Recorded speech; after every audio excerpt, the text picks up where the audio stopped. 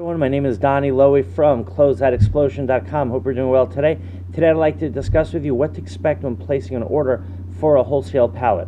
Now, there are many different types of wholesale pallets are available in the marketplace, and I think there's a very good opportunity in the wholesale and closeout business when you buy a pallet. If you have a store, you sell on eBay, you sell at the flea market, you sell on Amazon, you want to get your merchandise at the lowest possible wholesale price. You want to look for liquidation merchandise. You want to look for overstock products, and one of the best ways to do that is by buying by the pallet. But one of the things that I think people forget, and I had to learn in my own way when I was in the business, is that just because you buy merchandise at a very low price doesn't guarantee you're going to be able to sell it. And at the same time, sometimes the flip side of that is that you have to buy merchandise which is more expensive than you initially planned on to make money. I'll give you an example. Let's say you see a pallet of 99-cent items, and you're really excited because you're buying items that would sell at a dollar store for 10 cents a piece. Right? You're getting this pallet, you're getting 2,000 pieces. A pallet costs you $200, and you're already dreaming about how much money you're going to be able to make. Now you get that pallet, you open it up, you look at the dollar store items, and you see there are items that are just not popular or necessary in your marketplace. Then you're going to have a extremely difficult time selling those items unless you list them through Amazon or eBay and you try to reach a different marketplace. But if you're a flea market vendor or you have a store and you're trying to make local sales, then it's going to be challenging to sell those items. On the other hand, let's look at a pallet of dresses. That's what I currently specialize in. And by the way, if you ever come to New York, you're welcome to visit my dress warehouse and have many other items besides dresses. Okay, so let's look at the example of dresses. You have customers that love to buy brand name dresses by Tahari, by Jones New York, by Calvin Klein, by Nine West, and you're excited about looking for those dresses. Your customers can pay, let's say, an average price of $80 for the dresses, and you decide that you want to buy, you want to work on a, you want to work on 100% markup, right? You want to have a 50% profit margin, so you're going to look for dresses that you can buy at $40, you can sell them for $80. And let's say you find a great closeout. You find a pallet of beautiful, beautiful dresses that has all the brand names that you want. It's actually worthwhile for you to even pay $50 a dress. It might even be worthwhile for you to pay $60 a dress if you're sure you can sell them for $80, and that profit will cover your expenses and still give you a profit. So that's what I want to put out there. Two things. Don't buy just based on price, and be aware that you need to buy merchandise that you can sell at a good profit, right? That's your key. You want to buy stuff that you can resell. So even if you have to pay more for it, but your customers are going to be willing to buy that merchandise from you, then I think you're good to go. Now let's get focused on the process and what we can expect when we buy a pallet of overstocked merchandise or store return merchandise. So the thing that we want to know is that, is that pallet manifested or unmanifested? If it's unmanifested, then you can still buy the pallet, but there's a few steps you should take. If the pallet is manifested, then you're 90% on the way. Because if the pallet is manifested, then you're going to have a very good idea of what to expect in that pallet. But keep in mind that even when you're buying a pallet that is manifested, you can be a discrepancy for completely legitimate reasons, and I'll explain to you why. Let's say you're getting a pallet of overstocked department store clothing, and in the liquidation warehouse of the department store, they're scanning every item that goes in. But they get distracted, and they put an item into one pallet, or they forget to put an item into one pallet, and then they just put it into another pallet. Or they're scanning it, and for some reason the computer registers it as being one item when it's actually a different item. Or this can happen, and I've seen this happen to me when I get pallets. I'll get a pallet of dresses, and 5 of the dresses were supposed to have a jacket on them, like a bolero, and the bolero didn't come along with a dress. Now the manifest is still accurate because they scanned that dress in, and the dress was put in the pallet, but the bolero wasn't on that specific dress. So give yourself some room and understand that you could have anywhere when you get a pallet, even if it's manifested, and even if the source you're buying it from is extremely reliable and honest, you have to remember that there can still be a 5 to 10% discrepancy simply just due to human error. And sometimes what will happen is, even in a manifested lot, you'll look at that manifest and you'll have a certain understanding, meaning you'll look at the dresses and you'll expect them all to be, let's say, office dresses because you recognize the brands and you're pretty sure those brands make office dresses, but then you forget that that brand also makes party dresses, and some of those dresses that you expected to be office dresses turn out to be party dresses. So you want to have that in mind, that there can always be some discrepancy.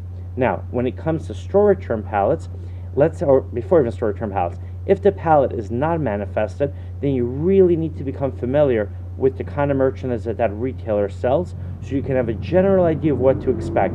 If a pallet is not manifested, you will not know what the exact details are, right? You're not going to know what the exact inventory of that pallet is, but what you will know is you will know that that retailer, for instance, sells brand name dresses, so you will know that you're going to get brand name dresses. If the retailer focuses on evening dresses, then you know you're going to get evening dresses. Ideally, if you're buying an unmanifested pallet, you want to buy the pallet from whether it's a retailer or a wholesaler, meaning when I say retailer, the actual retail source, or a wholesaler such as myself, who you have a relationship with, where you can spend time and find out and do your research, and they'll share with you that and for all the information that you need, right? If I have a pallet that's for sale and someone calls me up and they want to know what the contents of that pallet is, I'm going to have a list of exactly every piece that's available, and I might not have the time to make a manifest, meaning I might not be able to open up the whole pallet and make an inventory of exactly every dress that's in that pallet, and I might not be able to take pictures of every single item, but I will be willing to open up a few boxes, take some sample pictures, get an idea what's in that pallet, and then I could share that information with my customer.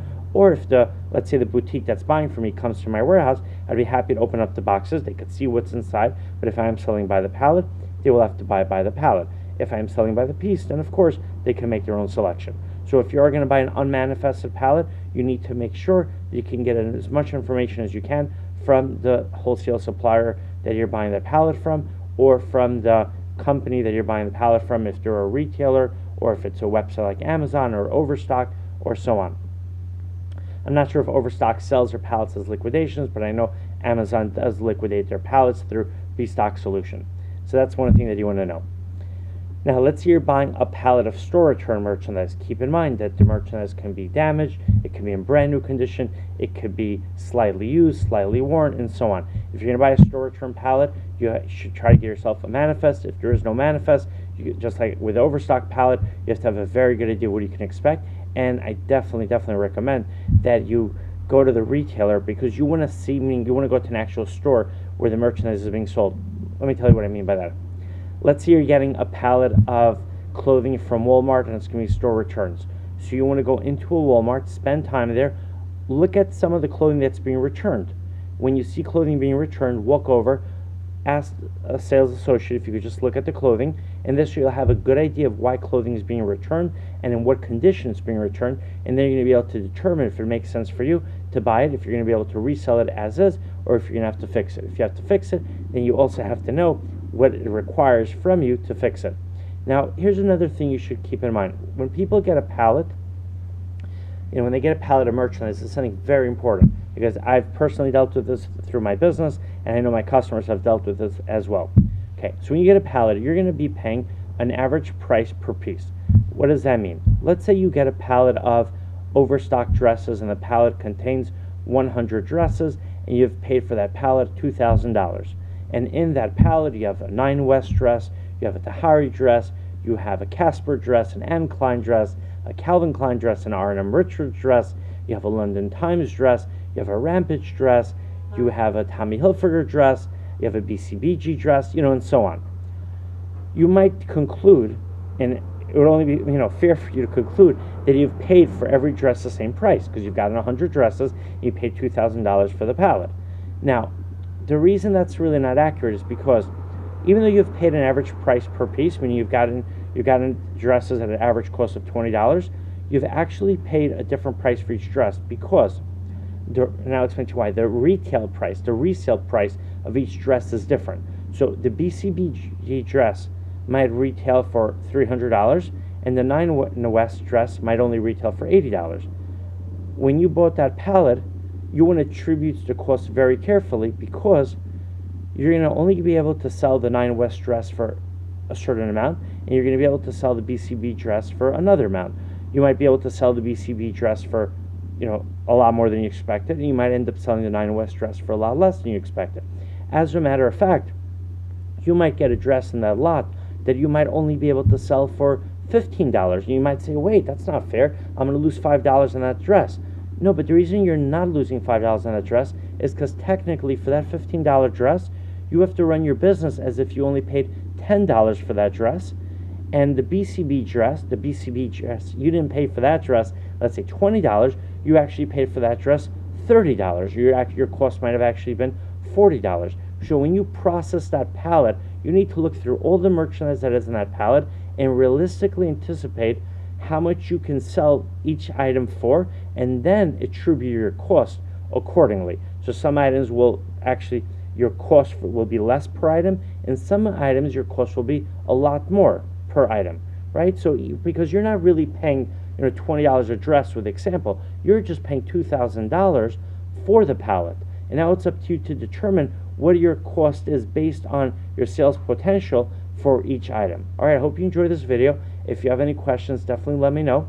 You're welcome to call me. You could email me. The next time you are in New York, you're welcome to visit my warehouse. My website is closeoutexplosion.com. Thank you so much for watching, and I hope you have an amazing day.